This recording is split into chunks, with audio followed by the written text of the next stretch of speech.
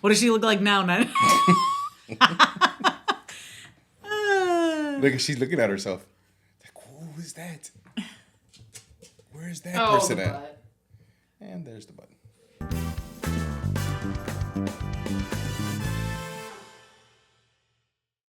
What's up, fam? And welcome to episode 9. Capítulo número 9. Oh, so you're not going to use the fingers this time? Awesome. No, because my finger always looks weird out there. So I just decided not to use my finger. Just say what I mean. Episode 9 already. Huh? Wow. It's episode 9 already. I know. It's like a blink of an eye and it's here. It's here. All right. So covenant love. When I say that, what do you think of? Covenant love. You're stuck with me. Stuck with you. I wouldn't call it that. It's been a pleasure. Well, we had a bit of a celebration this weekend. Yeah. We did. And when I told the guys at the Bible study, we did the chop house, they were like, "What?" Only one person. "Oh, what is that?" Jose was like, "I know where it's at, and not too many of us can afford it." Oh. So it was cool. Yeah, it was delicious Wagyu meatballs. Very Your dad tasty. didn't know what Wagyu was. I didn't know what kind of meat it was. Oh, so you. I didn't know. So you knew what Wagyu was. I did, yeah. I didn't know. I thought now I know that Wagyu is beef. Yeah. But oh my gosh, mommy. I didn't know. I didn't know what kind of meat it was. So, anyways, and then prime rib that just melted in your mouth. It was delicious with garlic butter and broccolini. We'll go back to asparagus, I think, next time. You don't like broccolini? Not the I way like they made broccolini. it there. Not the way they made it there. And you know what? I don't know that I've ever tasted broccolini before. Well, now you have. And I don't like it. Isn't it just broccoli, but... No, it's like a tall tree. It's not like a short broccoli. No, it's like a tall not broccoli. even a tree. It's like eating, I don't know. It's like eating is it parsley or it's like eating cilantro kind. It's just really thin, small, green, leafy thing. No, it's not bueno. I'd rather go, the broccoli is better. Do they have Brussels sprouts there? We'll try the Brussels. I'll try the Brussels sprouts. I don't know. Either way, I don't like Brussels sprouts. I do. So I won't eat them. So yeah, we had a really good time. We've been celebrating birthdays and anniversaries for like a month, and so finally we get to the end because it was my wife's beautiful birthday. She just turned 35. So look at that. She just turned 35. And we've been married 20 years, so that means we got married when she was 15 years old. Anyway, so we've been celebrating that. It's been such an awesome time. Thank you to all of our friends and families that has showed up to hibachi, to play giant Uno and everything else. That was you guys, really fun. Yeah, you guys are amazing. We love you guys, Jason and Cirillo and George and Jen and Lisa and Vicky. Those are your friends. And Mike, I'm just kidding. And Rocky. Yep, Mike. Thank you guys so much for showing And up Heidi. and showing off. Yep. Yeah, it was fun. Brother George, yep. A lot of fun. And we're busy here too at Created to Lead. We have Author's Corner's got another author coming out here this coming Monday, and then one the following Monday, hopefully, if Jenna's been really busy, so if she can get to it every 3 weeks of Author's Corner. And so I think that's exciting for us here at Created to Lead, and let's just be real. Yeah. So let's just be real about it. Busy. And we're headed out this upcoming weekend. Yeah. We're headed out to Dallas. That's right. Whoop, whoop. All my friends in Dallas, Thad and But by the time Latrice. this comes out, we'll be back already. Yeah. All right, so we'll take that back. Let me go back. No, you guys will be in Texas when this goes out. Okay. All right. If I'm not Did you really just do a... Did you hear your dad while you were talking? Hold on. No, that's not... Well, no. We don't have a good sound. That's okay, Liz. This is what I do. Yes, anyways, welcome to episode number 9. Yes, that's more like it. Whatever. Whatever. Wah, wah, wah. Mochi really wants to be on this episode. It's either that or you got to edit it, Gianna. You decide. Here we go. Covenant love, marriage through the lens of Christ and the church. Are we ready to get in? Yep. You have your notes?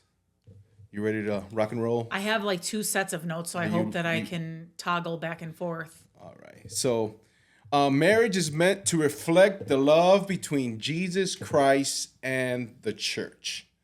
That's what our marriage is designed, created to reflect. From the beginning of time, God had a specific plan, but modern culture introduces pressures that previous generations never had to face. Constant comparison via what? What are we trying on right now, right in front of us here, while we are doing a podcast? We are on Live on what? TikTok. On TikTok. Technology. TikTok, yes. So there's some digital distractions and distorted views of intimacy. This series is to help couples navigate through the challenges and to use kingdom wisdom. We're talking about making sure that what we're seeing on Facebook is not impacting our marriages, and we know that it is. A lot of the guys that I minister to are like, man, sometimes I feel like she's having an affair because she's on her phone 75% of the time that we're together. And so, and vice versa. I'm sure you've heard of men, and I know of men that spend a lot of time on social media, and they go down those rabbit holes, and they're just lost. So what we're going to be talking about is the impact of social media and this new modern age on Technology on our marriages. Yes. Yep. So marriage was never meant to just survive. It was designed to reflect the love between Jesus Christ and his bride, which is the Christian church. What does technology pull from the ability to meet that expectation of what God wants from us? The first one is that comparison thing, right? That comparison thing. That's the one I find is that selfie, in the once in a lifetime venue, and that's their whole life, right? They pretend like that's really their lifestyle. You spend some time on social media. What would you say is one of the biggest distractions that may keep some of your ladies that you minister to from being I think if we're impacted? I think if we're talking about the comparison, okay, that's a good place to start. if we're going to talk just based off of comparison, social media is nothing but a lie. Let's just be honest. And we all use it. We all can benefit from it. But, social media is, a platform that people use to showcase whatever it is. But 9 times out of 10, and I don't even know if I have any statistics, but 9 times out of 10, whatever you see on social media is really not. There's a third part to us, and this is what I discovered over there in 1 Thessalonians 5:23. The word is the heck speaking. just The word is happened? speaking. Just go ahead. Social media started speaking out of his pocket, they're like, literally. Hey, cut it out. Stop putting me down. Go ahead. Weren't we just talking about this not that long ago, Gianna, on how social media, how false, the narrative of social media is so false that... We were? Yeah, we were talking about something, and you had even said it. You're like, don't believe everything you see on social media. I think so. I don't remember. I mean, it's a relevant conversation to have, so let's have it now.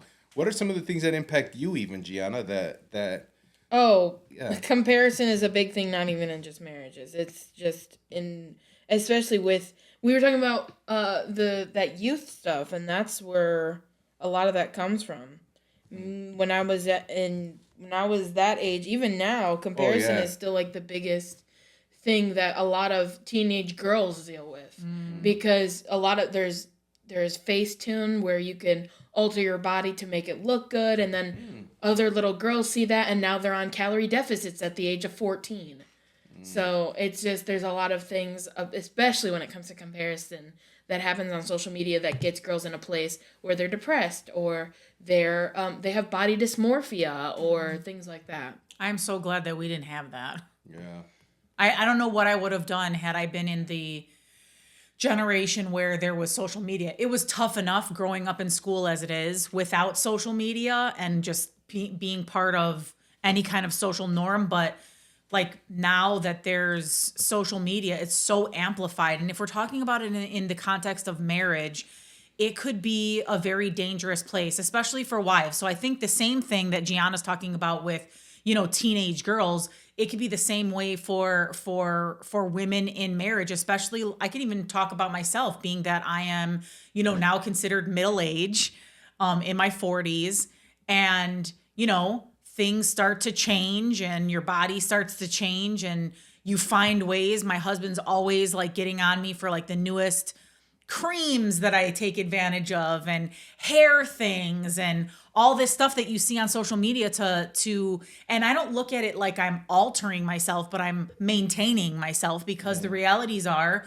I'm getting older and things will be different. What are you doing? Don't go changing. Oh my God. To try and please me.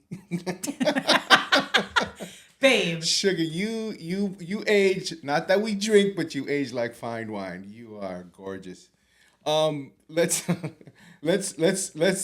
look at, because really what this podcast, what we want to look at is what are some of the things that divide the couples, right? Social media being one, but I did a quick study, and since the beginning of time, right, back in the day, Genesis, right? God seen that man, it was not good for man to be alone. So he created a helper to that's suitable for him.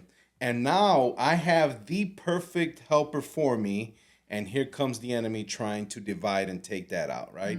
So from the very beginning, the enemy knows that what God created was going to fill the land and take care of this world for him. And so because of that, the enemy wanted to intercede there and make sure that God's plan is thwarted. So that's in the beginning of time, and I have the proof in God's word, which is found in the book of Genesis, right? The woman ate, gave to the husband, she ate, and they created a separation from God because of their disobedience. So that's the first point. I can't speak to any other from there to the time I was born, but I did find a report here. In the 70s, it was the sexual revolution that caused the gap, right? Sexual immorality and the decline in traditional values created a challenging environment for couples to maintain biblical standards because it was free living, right? And that was obvious. If I share with you my story of who my father was, it was easy to see how free living was, right? That's for another podcast. In the 80s, individualism and career focus. In the 80s, everyone, man and woman, became very self-centered, and now they were all chasing their careers. So that's where then there was more degradation in the institute, in the covenant of God. And then the erosion of the covenant, again, more people were turning away from Christianity, and then there was Buddhism and all these other isms that came from the East, right? They started to bring their religions into the United States, and it just keeps going. Digital distractions, secularization, radical independence. That's the one where we're at, right in the middle where we're at right now, where couples, they either start as or become roommates. Some even start as a couple, and then after a while they're like, nah. So how do we correlate that to like how that is influenced by social media though? Well, I think just the evolvement of technology it's a through line through all of this, right? The easier it is to connect with others, the easier it is for us to be influenced by, especially for men, what we see, right? The more we either are drawn to it and get stuck on it, or we realize what it's doing in our hearts and in our minds, and we and we find a way to eradicate it. I was looking on here that says that a report found that social media plays a role in 1 in 7 divorces. Yeah. 1 in 7 divorces. It's not even 1 in 10. It's in 1 in 7, right? 1 in 7. And Yeah. so, if you think about it, I mean, I think affairs have been around forever. Yep. But when social media and technology is now amplified in that you can get on dating websites and this and that and the other, that's where the temptation is literally right at your fingertips now. Before you had to go searching for it, sneaking around it, I don't even know how people did it without cell phones back in the days. You would sneak off to a phone booth or something and make a phone call, or like how did people do it? Yeah. You had to get really crafty, back in the day in order to have an affair. But now there's so many ways of having an affair, and it doesn't have to be a physical one. It could also be an emotional one, and that's a lot. Those are 9 times out of 10 what we've been kind of encountering in the the conversations with couples that we've been ministering to. A lot of it is more on the emotional side than it is on the physical side. Yeah, because they get connected via their phones. They get connected via text, and the text you can delete. You can go to your trash and empty it out, and you're fine. It's not even pictures or anything like that. And here's the sad thing is that that show Catfish was popular for so long, because you never know who's on the other side of that thing. Never know. You never know who's on the other side of that thing. And we as humans, we really are chasing that whole feel good, make me happy.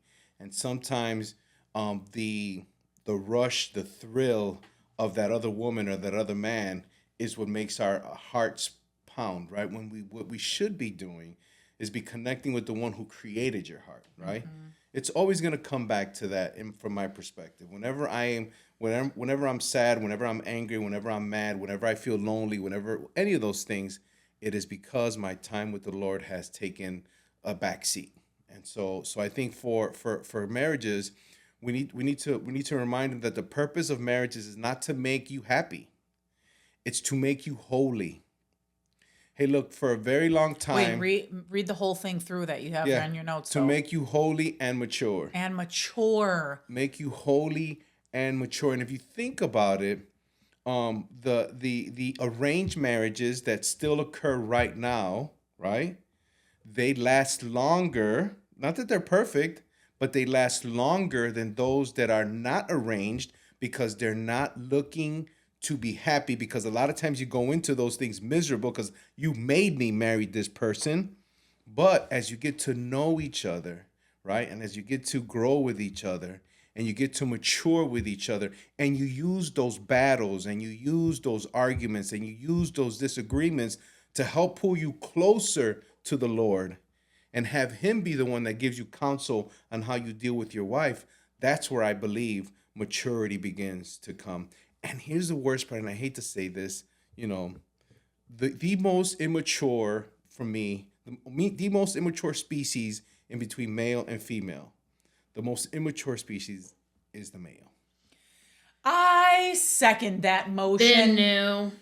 I second it. So men, realize it is not about how you feel. It's about what you know and who you know. And when you take that time to get to know your Lord and Savior, you will mature at a much quicker rate, and your ability to maintain a relationship with the person that you literally said, till death do us part. I think I want to read this. Go ahead. It says social media use is linked with lower marriage happiness and higher relationship conflict. Who doesn't love, a conflict? Who doesn't love to watch messiness on social media? And especially when it comes to the people that we're watching and the people that maybe we've watched on YouTube for the last 10 years. I think we were talking about that one couple, right, Nen, that's on TikTok that we didn't even think were. Oh yeah, that they were even gonna get a divorce, and they sure did. Yeah, and people. And it was because he cheated. So. And people were crushed by that because they are another social media couple that influences, and you think that they have this really great life and they have this big home and they have kids and, they're doing the thing and she's like really funny.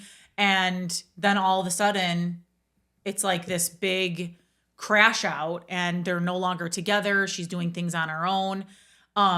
Then let me read this. It says people who do not use social media report being about 11% happier in their marriages compared to those who are frequent users on social media.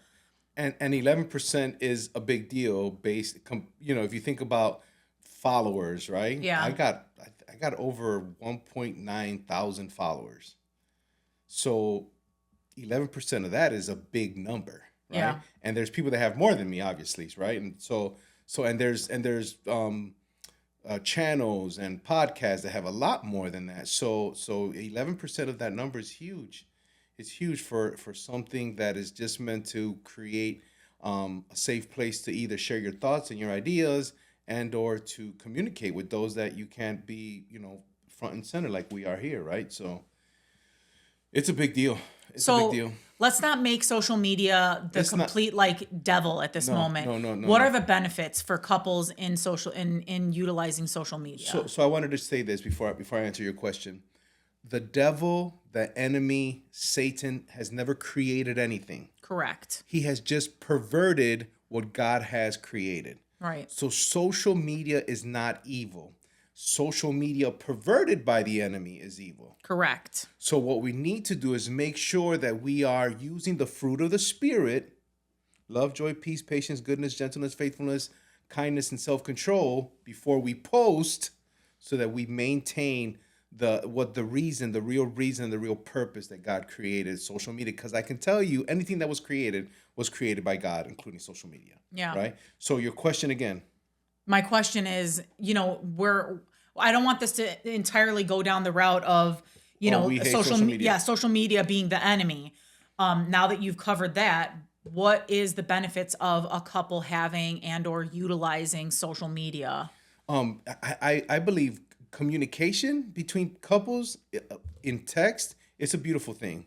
All the emojis, all the, the privacy of being able to send a note to your spouse. I remember when we lived in Schaumburg that I used to take every Tuesday to send you something nice, a poem that either I invented or I threw together, or I looked up, sweet poems, and I would just take it and I remember sitting in the parking space, and I would just go from one to the other, just copying the poem and sending it to you, because I was intentionally trying to use social media for something good. And so that's a few ways. Obviously, Google Meets, Google Meets, you can call people. I mean, if you're talking about social media, there's just so many good ways you can. I mean, the search engines where you can find scriptures and statistics and things like that. It's an incredible advancement that God has put in our hands, and that for a large part people are using for vindictive reasons, and not really using it for what it could be used for. So Gianna thinks otherwise, don't you, huh? Why did you say it like that? What do you think, Gianna? What do you mean? What are we talking about? Social media is evil. Well, because when Gianna thinks about how we use it for, for things of value, Gianna just thinks Chat GPT. Well, and that's not AI. social media. That's not social media. Social media is. But you're utilizing it for because I used to use it to help me with wording and different things when I would formulate stuff on. Okay, social media. Okay. Let me clarify. Okay, as an artist, AI is tragic and awful because people use it as a way of saying, "Oh, I made this. They did not make it. No. They just popped up a topic or a theme or an idea into their thing, and it created something for them." And that's why artists, I'm speaking from an artist perspective, doesn't like ChatGPT. But again, this is very off topic and has nothing to do with what you're talking about, because that is not social media. Social media is Instagram, Facebook, TikTok, Twitter. Those are social media outlets. even I wouldn't consider it because that's more contact. But even something like WhatsApp, that is like social media. Right, but when I'm on social media, I can't begin to tell you how many different videos I'll come across, like in my scrolling moments, and they're encouraging you to get well versed on AI apps. Okay, well, you're on a weird side of TikTok because I have the exact opposite. Well, it's not just TikTok; it's on Instagram, it's on Facebook. Well, all of them. I literally posted something the other day about AI.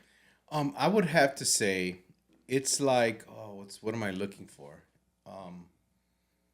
It's like you're gonna either get on the train or you're gonna get left behind. And I'm not talking about at the end days, right? I'm talking about like this. Even the people that back in the day when the computer was first, when the computer first came out, and you probably don't even remember this, but in order to connect to the computer, you had to put the phone line, and then it would go. Are you kidding me? AOL? Hold on. Let me finish my thought. Okay, I'm sorry. You were around. Yes, I was. Okay, you were old then. Cool. So you're old then. Stupid. So it was going, and a lot of people used to call the phone company like, "Are you guys tracking me? Are you guys trying to find out where we're at? Are you guys tapping into my computer? Why is it going?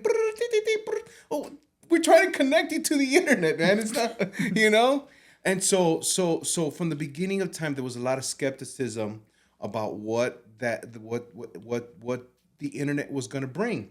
And it's the same thing now with AI. I agree with Gianna. Art and acting and singing and all of those things that are beautiful that human beings create, right? That brings us joy should continue to come from human beings. But AI was originally designed to compile all information that's already on the internet and bring it into your home so that you can use it to your benefit, right? Because people are holding databases with all of this information, and it allows them to have the ups on everybody else. So now what the AI is doing is like, okay, if I'm giving it to this millionaire, right, because he has access to these servers, why wouldn't I just open this up and let Joe Schmo use some of that same information to put together a presentation that's going to help him take his business to the next level? I think that's only fair. So, and I see you looking at the screen, and I got it. I got the hint. We need to move that then. Yeah, we need to move that. We gotta keep our viewers like in tune. What we're referring to is that if I sneeze, I get criticism. That's what we're referring to. The problem is that there's a big screen in front of us, and instead of my husband looking at his camera, he's looking at the screen. And it just so happens to be right in front of me. So I'm sorry. I speak to people typically face first. So he does the same thing when there's a mirror. Guys. I said that during our the last thing we did. Yeah, we're starting an author's corner. Oh, we started already. It's not. It wasn't during the author's corner though. Yeah, I think it was. Yeah, the Teen Talk. Yeah. Okay. Yeah, that's right. We're doing big things at C2L. Teen Talk and Authors Corners. All right. But it's fine. We've moved past it. Yeah. So just keep this middle camera on then, so that it looks like I'm looking there. See, I'm looking at me, but my eyes are pointing forward. Now I'm looking at this instead of right here. So this is a setup for failure, family. This is a setup for failure. Here we go. So the bridegroom's love. Anyways, healthy marriages are built on communication, and communication can be distorted by social media, right? Yeah. It's also, but it's more importantly, it's based on commitment and shared faith. So the bridegroom's love, what husbands can learn from Jesus. How Jesus loved the church. That's what men need to do. So if you're going to be scrolling for anything, scroll to find out, get information, and watch different podcasts or whatever messages, that are bringing Christ's love into your relationship with your wife. I think that's key. I also feel like if we're going to talk about how social media can play a huge part in the damage of a marriage, like what are some of the things that we can do as a couple to we don't want to eradicate it because that's never going to happen. What can we do to reduce that? And I think we've done a good job at that for the most part. Like when we're on dates, no phones. It's really easy for us to pick up the phone and start scrolling and going through this, that, and the other. But if you find that in your relationship that the phone is an issue, then it is something that should be up for discussion within, and we That should be, must be. Okay, well, Must you know what be. I mean? Yeah. That it's got to be a topic go. of conversation that you communicate about. If you feel like it is a problem, then it has to be brought to the forefront. And we've been in rooms where that conversation has come up, and what we get is like, you do it too. Don't tell me. The other day, June 3rd at 7 p.m., you tell me I'm wrong, right? A husband or a wife says, Are you talking about our arguments? no. Or you're not- just saying not- like I'm us s- talking yeah, to other yeah, people? we're ministering to a couple. Oh, yeah. And one's like, he comes home and he's on there watching baseball, basketball, whatever sport is on, right? And he's like, yeah, but it's because when I walked in, you were scrolling, so I thought like, oh, but you do it too. And the other day when we were driving, I was driving and you were still. So you have to come to an agreement that you're gonna be having a very touchy situation, right? So set the stage from the very beginning. I know this is gonna get us into a fight. So please, and the smart thing to do for my men, the smart thing to do is to jump in front of that things. I know I do it. I know sometimes. You know what? Let me show you. Last week I spent 17 hours on social media. He's very big on that. Like show me the time, Yeah. the amount of time that you were on social media. Yeah. So last week I was on social media for 17 hours. This is what I'm gonna do for this week. I'm gonna cut it down to 10 hours. I'm gonna do my best. I'm gonna track it myself, and I'm gonna try to cut it down to 10 hours. So what is your commitment then? But there should also be, and I don't know if you agree with this, but there should also be like a transparency in like what an individual is looking at. Like yeah. if you were to sum up what I'm watching, what is what I'm watching on my Baby cows, little monkeys from Japan that Punch. Punch. Poor or Punch. the little Chinese kid that stuffs his mouth full of stuff. Once you get What? into that scroll, food. He eats food. He's not a kid, he's a grown man, but it's like the Asians. Wait, age who do you really, really wait? Who well. do you watch? he eats like a whole bunch of like sweet stuff. Yeah. Oh no, I don't Like watch it. ice cream and when he eats, his whole mouth is like, Yeah, it's full. He's and it's fascinating to me. Not that I like the whole Wow, wow, ASMR wow. thing, but it's like fascinating how much food people can eat in like Yeah. one sitting. I'll show your dad, like, look at he shoved a whole like literal like Dove bar in his mouth. That's sinful. That's a sin. Yes, it's gluttony. It's called gluttony. That's right. That's Jenna. what your dog does. But It's called gluttony. Yours too. yours too. You Yes, have no I'm room aware, to talk. but your dog is tiny. My dog is big. She should not be consuming food as much as she does. She's a baby and she's growing. Anyways, and on my husband's feed, I'm sure I'm gonna see. Let's see, John Nothing. Maxwell. Because he's not on social media like that. Well, he does view like what are they called? Like he looks at shorts and stuff now too. So sermons. and look, what just popped up during our thing was sermon. Andrew Womack's sermon. Sermons, yeah. Little short sermon or whatever. Sermonettes. Sermonettes. But he has had other things on there, and it's very similar to the things that I'll look at, because when he looks at them, he'll like send them to me, like, oh, look at this, or Yeah, the lion and the lioness. yeah. That's one of the ones I always like. Yeah. So again, transparency in social media use is important, because we have talked to couples where we ask that question, what are you guys looking at? What are you, what if we were to go into your phone, what would we notice? What would we see? And some people don't want to tell us. Others will say like, there is no transparency because it's none of his business or it's none of her business. Oh, Yes, it that's is. incredibly wrong, not godly. God took two people and made them one. And so whatever you're looking at, it should be available for your wife to look at, because that's not you're living a lie. You're living a lie.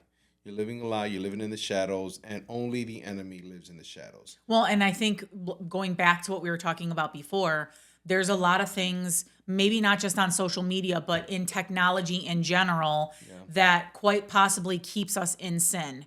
Well, sorry, don't mean to cut you off, but now on the Apple phone, you can have private apps. So like you can only like locate them with the PIN code of your phone. Apple. So you can't I bet you Samsung has it and you just don't know it. The man woman ate and gave it to No, herself. no, and no, now no. it's on the back of every How Apple much you phone. want to bet It's on that? the back of every Apple phone. Oh my gosh, this is like the bitten monster apple. all over Why again. isn't the what? The monster can all over again. What? Oh yeah. That still holds true. Yeah. And you don't drink them. You better not. I do. I'm just kidding. I don't. Okay. No, she doesn't. She drinks Bloom. I know. Yeah, I'm girly.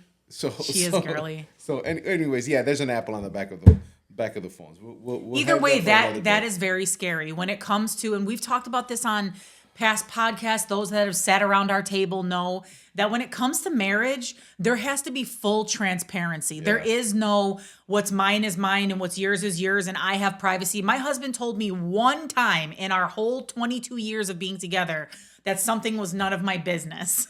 We just talked about that the other day. And what was it? It was something about your past and you just didn't want to talk about it. And he was like, that's, first of all, that happened over 20 years ago. And second of all, that part of my life is none of your business. And you know what? I wasn't mad. I wasn't even hurt by it. I was thrown off by that comment, but I understood because that's true. It was well before we were together. And I'm sure that there are things from my past that you were not in it at that time. So it's, it's water under the bridge. And here's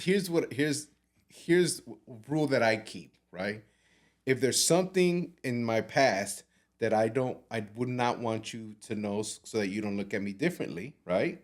Then I know there's things in your past that you have done that you don't want because you don't want me to look at you differently. So I wouldn't even think of asking you. And you know what's crazy? He doesn't. Never has he asked me anything about past, relationships, who you're with, who you were with, what you did. None of that matters. You know what else? What matters is from February. September's our dating anniversary. Mm-hmm. February 27th, 2005, at around 10 a.m. when we finally said I do, to now. That's what matters. That's what matters. Yes. You're Amen. right. Hallelujah. Hallelujah. Praise the Lord. Praise the Lord. Because if it wasn't for the Lord, Yeah. right? And Yep. we just had a couple over not that long ago, literally like a couple days ago.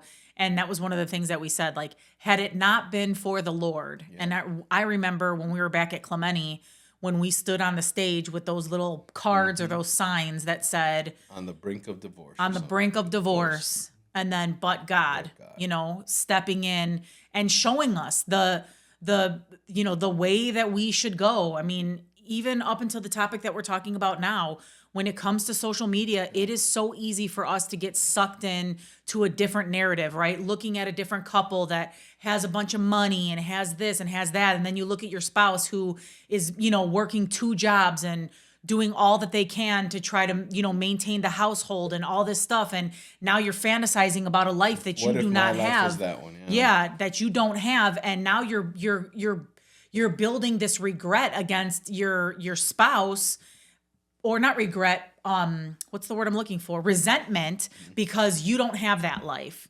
Well, have you ever thought, and this is so funny that we're even talking about this, because I think I didn't offend the person, but I was having this type of conversation, and I had said, do you think that maybe that life wasn't purposed for you? Like God never intended you to have that life so you could dream about it all that you want, and maybe it's not for you, and you should just be content in where you're at right now. But the problem is with social media, we can never be content because it's always about, excess and what we can get and how you can get it and how quickly you can get it. And that's dangerous. Yeah. And what when I think of that, whenever I hear the word content, I think of Philippians 4:13, right? Who can tell me? Philippians 4:13. I can do all things through Christ who strengthens me. Right. So Can you stop yawning, So Gianna? seriously. So that has become the anthem of everybody. I can do all things through Christ who strengthens me. So I can make money, I can be the winner, I can be a leader. But you missed 11 and 12. Because 11 and 12 says, I have been rich and I have been poor. I have been full and I have been hungry. I can do all things through Christ who gives me strength. So in those times, what God is doing is shaping your character. If you're going through hard times, he's waiting to see, are you going to rely on me? Or are you going to try and fight and do this thing on your own? Are you going to turn to me? Or are you going to turn to social media? Are you going to turn to those that are trying to sell you get rich quick programs? Are you going to turn to me? That's Are you going to turn everywhere. to your family members? Are you going to turn to me? Or are you going to turn to a loan officer? No. He is the one that can help you do all things, right? In that same chapter, a little bit lower, where it says 4:19, it says that my God is able to supply for all of your needs according to his riches and glory. And he is very rich in glory. And so we need to stop putting weight and stop putting time and effort into trying to be these people that we will never be. And guess what? We don't know what's going on in the background. What about that expose you were watching about those little kids that became millionaires on TikTok, and their lives are ruined. YouTube. And their Was it? li- No, but it said No, TikTok. YouTube. Okay, so whatever it was, but their lives are ruined. Yeah. Their lives are ruined. Yeah, they made a whole bunch of money and they lost all the money and their lives are ruined. So It's because, again, when you put yourself out there, when you're doing all these extra things, one thing leads to another. And again, excess, we were talking about it. You just want more. You want to gain more followers. You want to gain more, insight. You want to gain more and more, but you're not looking at, the here and now and what God has done for you in this moment. And how are you, maximizing on what you already have. It's like we get what we have. We don't really, take advantage of what God has given us. And then we're just always looking for more and looking to do more. And so, I made, and again, I'm not going to be exempt from the social media hype and looking at things and being like, oh, that's Yeah. cool or blah, blah, blah. I mean, Yeah. I think we all get, sucked into that. But, just like we tell people, you can be there, you just can't stay there. Like you can be angry about a situation, you just can't stay angry. Well, when you're fantasizing about something or you're, super fixated on something, okay, great. You just can't stay there because then it becomes an obsessive compulsive problem and then it can get to a very dangerous place, yeah. right? Yeah. So I'd like for us to really think about, this next statement. I said it once, I want to say it again because I want us to really stay healthy marriages are built on habits, which means what? Which means I probably don't do it that well right now. But the more I do it, I make it a habit and it gets better. Habits of good communication. Yeah. Good communication. So make time, set time aside, start out somehow. We meet once a week for our whole week, but then we have little meetings every day. We have little times where we sit down. What's today going to look like for you? I did this. This is on the calendar, but I was hoping we can. And so there's always little business meetings in this house throughout the week. So you need to have good communication. And then you have to make it a point to be committed to your spouse above all else. Your kids are going to go away. Your grandkids are going to go away. I know you want to believe that they don't, but they're going to grow up and they're going to get into their own things. Your grandkids are going to go away. Your job is going to change. Your ministries are going to change. Who knows what else is going to change? But the one thing that God said, till death do your part, is your spouse. So you need to be committed to your spouse. Early on, we're a blended family. Early on, I told my son, like, hey, look, if I have to pick between you and her, you lose. You lose. You lose. And even in his older age, when I did feel bad for him and I called him back, and then the peace started to get a little wobbly, I said, hey, look, son, if the peace doesn't change, you're going to act like this. You're going to have to go. Yeah. And he did. He had to go. And so because I am committed to my spouse. And then there has to be a shared faith. Y'all need to pray together. Y'all need to read God's word together. Y'all need to worship together. I wish that we could one day record what happens in this house between 7 and 8:30, because there's no real solid time. But between 7 and 8:30, us three, we get together. We worship the Lord in song, right? Then we worship him in his word. And then we worship him in either finding a new name for God and really focusing in on what that is, or we do communion. So we spend time. So we have a shared faith in this home that's creating now a cocoon around us that no weapon formed against us will ever be able to prosper. And so that comes with intentionality and consistency. Intentionality and consistency. Well, it's on that note that we'll end here. We think we have more to talk about on this specific topic, and there will be a part you do two. have some questions that you had sent to that we wanna target, but we're gonna end it here. Being intentional, making your family unit as tight as it can be by centering Christ is so important. Amen. So important. And if you're not doing that, now's the time to start. There's no condemnation for those who are in Christ Jesus. Amen. If you haven't started, then start now. Use this podcast. Yeah. Use it. But Pastor Lou and Pastor Liz said we should start doing this. Start now. Yep. Or you know what? Reach out to us. Created to Lead LLC at gmail.com. Created to Lead LLC at gmail.com. Reach out to us. We want to help you. We will send you a whole agenda on how you can set the stage, set the mood, set the tone in your household for not only for better communication, but for a better Christ-centered start to your day. And hey, look, I remember the other day I was talking to a friend and she's like, "Man, you're in rare form today." I'm like, "You know what? We did not do our morning routine and it just threw me off." And so, God does something with that and through you and for your day. So trust me, when you set the tone and you put God first, what is it? Seek ye the kingdom first. Mm-hmm. What is that? Matthew 6:33. Look at you. Look at me. Biblical scholar. Seek ye the kingdom first and all will be given unto you. And so let's put God first. Let's put God first. Thanks for joining us today on episode 9, and we'll see you back on episode 10. We love y'all. Blessings.